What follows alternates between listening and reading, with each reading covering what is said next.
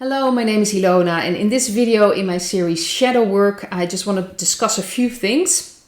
And it's probably something I may have spoken about before, but I do understand that not everyone has seen my videos. I was just looking at it this morning. I've made over 900 videos. Wow, I was not expecting that. But, you know, if you're looking for something like shedding, transhumanism, the law of attraction, like subjects like that, you can find it on my channel and just type in that term, stripes in the sky. There are many things I've discussed and you can find them in there because, of course, I'm not going to, keep repeating the same things over and over again. Sometimes repetition is important, but in this case, as you know, you can find a lot of things. And sometimes I will look at it again if things changes or the energy is different. But most of these things like transhumanism, it's something that I've explained in, I think, 2 or 3 videos. And it kind of tells you where this is going to and what their real plan is. So if you want to look at that, you can find it on my channel. Just use the term and see what video pops up. Another thing is that I'm just kind of wonder what I started with in the Dutch video. I have a few points here, but I know I kind of just mixed it up. But I'll just start. First thing is very important is that the change happens inside of yourself. People have this tendency to think they need to change things outside of themselves and then they will feel better or then everything will be all right. We have to get all these puppets gone. We have to take over the government. We have to do this, that, But ultimately, if things don't change inside, you will create the same reality over and over again and nothing ultimately will change.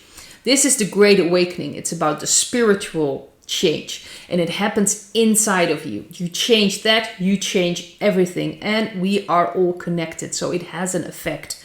Although we all have to make our own decisions. This is a free will zone.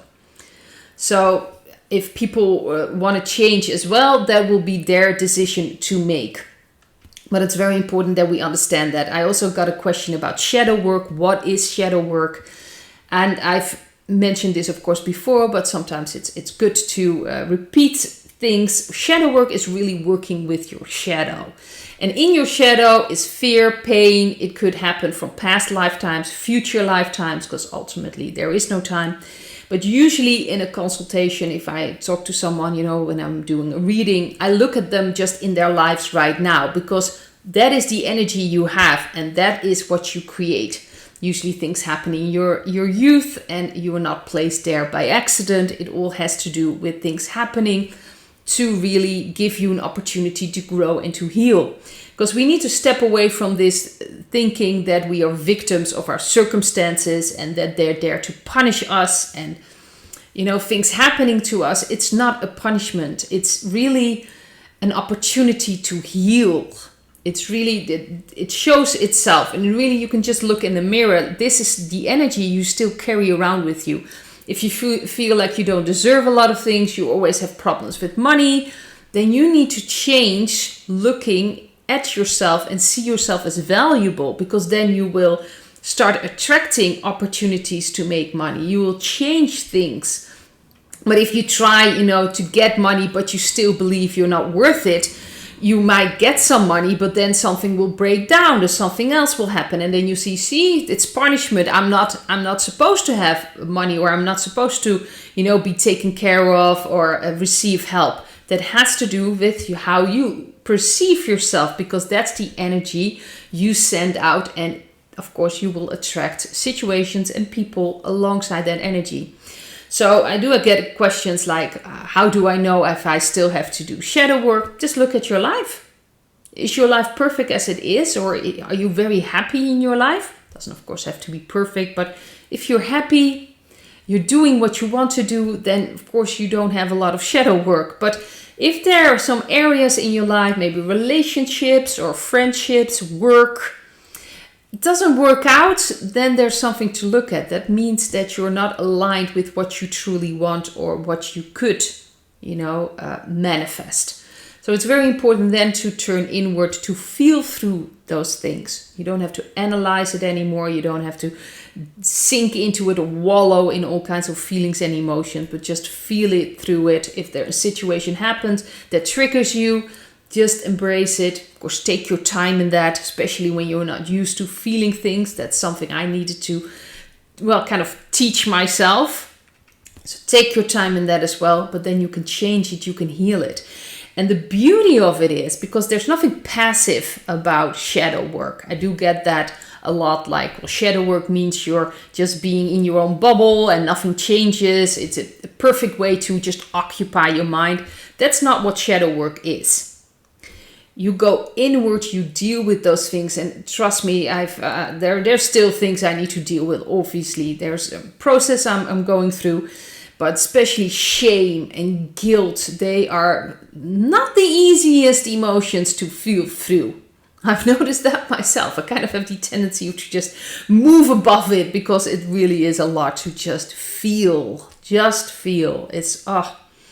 But it's necessary to heal, because then you're healing that. And by healing it, you will change how you do things. You will change how you react to people.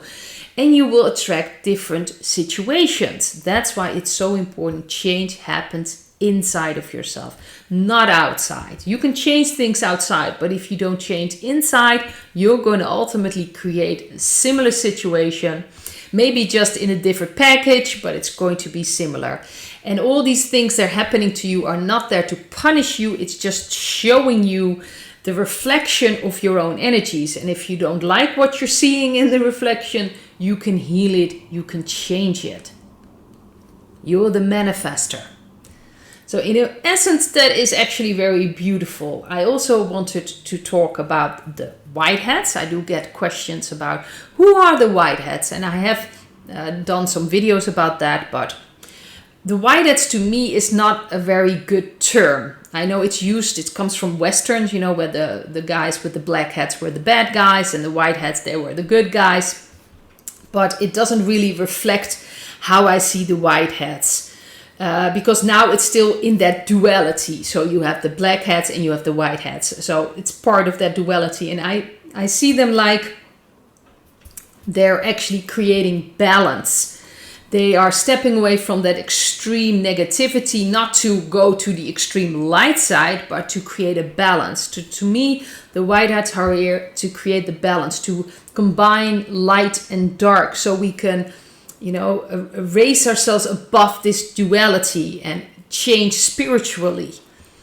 So to me, I don't really have a really good word for it. Gray hats is not a term I'd use, because gray hat sounds like it could be a white hat and then the next day they could act like a dark hat. That's not how I view them. It's really, they're here to create balance, to create more light, and of course that feminine, sacred principle that is needed to balance out with the sacred masculine principle. Not one is not better than the other one. It's about balance. So to me, the white hats are here to create balance and to strengthen humanity. But I will keep calling them white hats because people, understand immediately who I'm talking about. And those are the people and the organizations fighting against the dark hats. And the white hats are like the military part that are part, of course, of the white hats. I'm talking about presidents, certain political leaders, Mr. P from Russia, Mr. X from China. That doesn't mean that China is immediately completely white, because there's still a party running around there. Mr. T, of course, aliens that are helping us, supporting us, off-worlders that are helping us to, get through this. And we are part of the white hats. Anyone that's working with their energies and is raising their energies, working with their frequency, and so they can, manifest something new, we are all part of the white hats. But when I'm talking about the white hats, I specifically am talking about, of course, the military and what's happening outside, because that has to do with the, current affairs sort of things. But ultimately, everyone that is working to help humanity, and if you work with your energy and raise your energy and your vibration and frequency, you are helping humanity. So we are ultimately all white hats. Well, that's good to know. And there's one more thing I wanted to mention as well. This is about the New Age, and that the dark energies have kind of infiltrated the New Age. That is true. There are a lot of things religious wise, a lot of belief systems. But ultimately, and I think this is not just for the religion or New Age or just in general, everything that is meant to give away your power, if it's organizations, books, channelings, ascended masters, anything that actually gives away your power is dark energy. That's how I see it. Because ultimately, we are children of God. We have a connection inside with God through our soul, through our intuition. So if we connect with that, we don't need anything outside of ourselves. And the dark energies wanted us to have things outside of ourselves because they wanted our energy.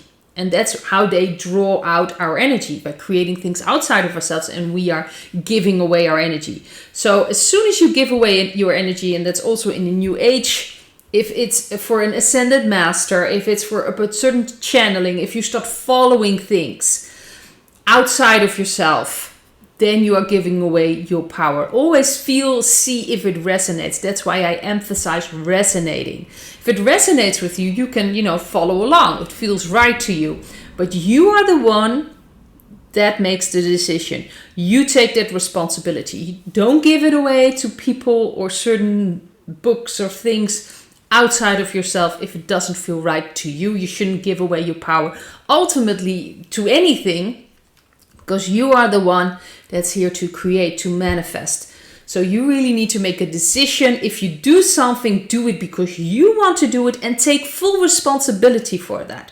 So don't blame other people. Well, I was following that or I was reading that. So you are making that decision. We really want to step into our power. We need to take full responsibility for the things that we do. So if we connect with ourselves, connect with God, connect with our intuition, then really we can create whatever we want. And that's really the phase we are in now, and so important. That's why work through your shadow, so we can really start creating this beautiful new energy and new earth so many of us are longing for, and humanity is really longing for. I'd like to leave it at this, and I hope to see you in another video. Bye.